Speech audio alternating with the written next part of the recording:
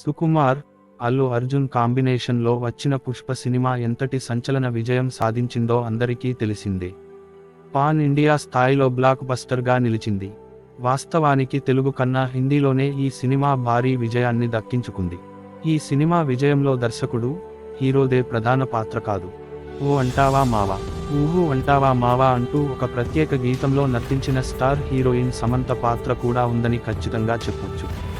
దేశవ్యాప్తంగా ఈ పాట అంత ప్రభావాన్ని సినీ ప్రియులపై చూపింది. ప్రస్తుతం రెండో పార్ట్ చిత్రీకరణ జరుపుకుంటున్న పుష్ప 2 సినిమా ఇందులో కూడా ప్రత్యేక గీతంలో ఎవరిని నటింపచేయాలా అనే విషయంలో తలమునకలై ఉంది.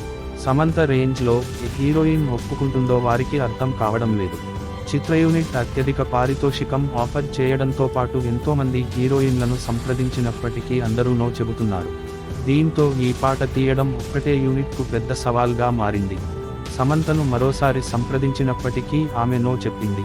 చివరకు ఈ ప్రత్యేక గీతంలో నటించడానికి దిశా పటాని ఓకే చెప్పినట్లు తెలుస్తోంది.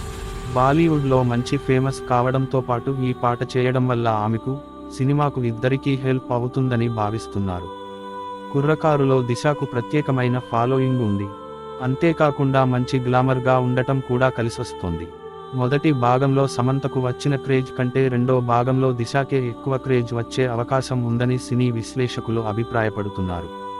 మరి ఈ గీతాన్ని సుకుమార్ ఎలా తీస్తాడో, ఎటువంటి పాట రాయిస్తాడో చూడాలి మరి.